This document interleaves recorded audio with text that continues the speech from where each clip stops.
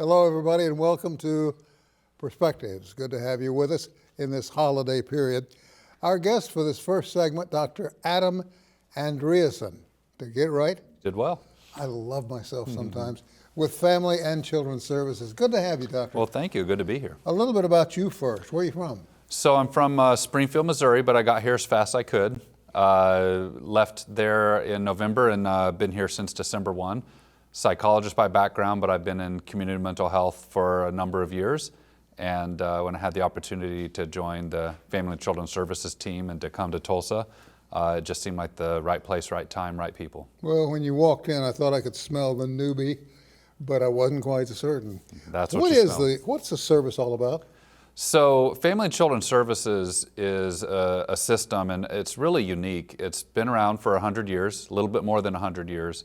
And when it started, it really was an organization that nowadays we would have called an organization about social determinants of health. And the idea is whatever is getting in the way of people pursuing the American dream, whatever is getting in the way of people living their best lives, whether that's poverty, whether that's health indicators, whether that's mental health, whether that's substances, an opportunity to have a job, transportation, that any of those things that are barriers are the things that's our business to be a part of the solution. And so, of course, that goes back more than 100 years for Family and Children's Services. But then there's been a few other layers that got added on. The last bill that JFK signed before he died was the Community Mental Health Act. And what that did is it said people who are living and dying in insane asylums, state hospitals, insane asylums, if you will, it was, the dawn of the civil rights era, and the idea was that whether you have a chronic or severe mental illness or not, you should still be able to live a life of dignity with those you love. And so what that funding did is it set up community mental health centers as an alternative to insane asylums so that you have in-home services, you have in-office services, you have psychiatry, you have counseling and therapy, you have case managers, you have so many others that are all surrounding people in their environment so that they don't have to be institutionalized for life. And so that's at the core of community mental health. Well, about 20 years ago, Family and Children's Services added community mental health to its array. So now what it is it's a community mental health organization, it's a social determinants of health organization, and anything that could be a barrier to your best life and your best opportunity, that's our business. And so it's a really unique organization. It's one that I think fits really nicely in Tulsa, which in the early going to me is so impressive in how socially aware it is, how tied in it is to helping each other, and that's kind of what we're about. Seems like, and again, I'm on shaky ground here, but it seems to me like there must be quite a large number of youngsters out there in need of your services. Yeah, in fact, there's a whole array, but one of the biggest things that catches my attention is there's people that teachers see and that therapists see and that maybe sometimes even the justice system starts to interact with, and you realize that mental health access was a part of what they needed. And so then you go back to their teachers when they were younger and you say, well, when did you first see it?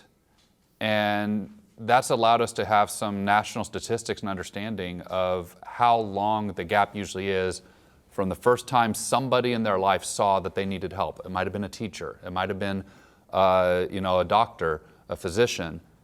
And what they found is that on average, from the first time that a child was observed and identified by somebody as needing care, on average it's 6 years before they get their first care. And what that tells me is that so much of what we're dealing with years later, we're giving a head start at the front end with a 6-year head start. Imagine if I said you have cancer or you have a broken bone and you have to walk on that broken leg for 6 years before you get care, or you have to give cancer a head start for 6 years. Well, that's what we're doing even now with mental health, is we're essentially giving mental health challenges a 6-year head start before we intervene. And we just have to, as a society, do better than that. One of the things I don't understand, and you just touched on it briefly, but when President Kennedy was alive, he made no bones about it. There was a case or two of mental illness in his family, and he was bound and determined to ensure that those folk or that person had a good life and had a way to get to that good life. He opened so many doors with just a simple stroke of the pen. Yeah. Oklahoma is no different than any other state. We have our share, so does Missouri, Arkansas, New Mexico, California. I mean, California passes laws all the time they have to rescind. And then they go, sorry, so it goes all the way to the top. Mm-hmm. What in the world becomes the key denominator, if you will, linking all these states? Yeah, so great question, and I think that one of the challenges and opportunities is if we all agree that there's a need, then we all have a chance of coming together, and we might disagree a lot on what the solution should be, but we all agree there's a need. And one of the things I'm really grateful for is that mental health is finally, over the last 10 plus years, becoming an area that Republicans and Democrats all agree we need to do something. And a lot of credit, for example, to Senator Blunt from Missouri, but Senator Stabenow, I believe, from Michigan, but it's one of the M's. And Republican and Democrat, they came together at the federal level and they helped form the Certified Community Behavioral Health Act, this Behavioral Health Excellence Act. And what it did is it really restructured community mental health to meet some of those needs you're describing. And it's been a game changer in Oklahoma. Oklahoma is one of the first 8 states to become a CCBHC state.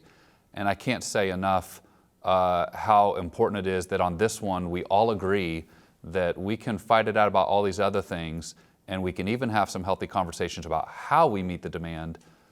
But it's a really unprecedented time in American history that everybody agrees that mental health is a needed area of attention, and it's something that is vital to being able to live our best lives. It's vital to being able to prevent poverty and even a lot of chronic illnesses like COPD.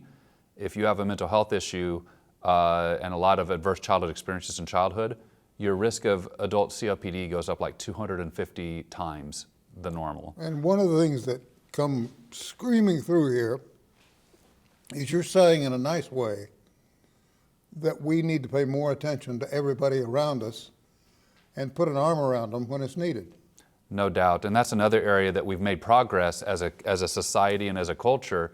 If you say I've got to leave here later and go for my annual physical, nobody raises an eyebrow. But if you said I've got to go see my therapist, historically it's always like, well, what's wrong with you?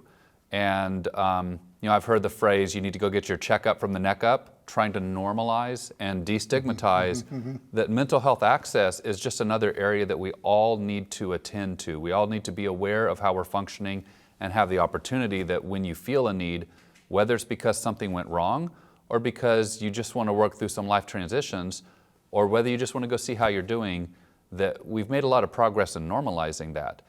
But one of the things that comes with it is when we drop that stigma, demand goes up. So look at the pandemic. Everybody knew we're all in distress and we're all in anxiety together, so it really normalized getting mental health access. But what it also did is drove door demand up by more than 30%, both literal and virtual in the cloud. If you're on video, you need mental health access. What that immediately did is it shone a light on all of our gaps in care as an organization, as a company, as individuals, healthcare systems. Everybody needed more access, and that access came because everybody agreed there's a problem. And they need it soon because either they hurt themselves or somebody around them. If you're in a mental health crisis, the last thing you need to hear is, can you come here in 6 weeks? It's not convenient for us right now for you to be in crisis. And that's something that's not just an organizational challenge. It's not just a Tulsa challenge. That is a nationwide and worldwide challenge, is that at the point in time where everybody agrees we need more care, we don't have enough people in the workforce, and we're trying to wrestle as a country to really drive that access up and be creative, because everybody finally agrees we need more access. Doctor, we're out of time. I'd like to get you back in here in about a year. Could we do that? Absolutely. I'm going to set it on my calendar. After you've had a chance to look at the problems, look at the facts and figures and the numbers coming out of Oklahoma, perhaps you can shed some light on more of what we need to be doing. I'm looking forward to it, but you got to be here in a year instead of out at the trout boat fishing. So I'll see Go it. away. I'll teach you how to fly fish. You All go right. with me. I'm looking forward to it. We're going to take a short break, and we'll be back with more right after this.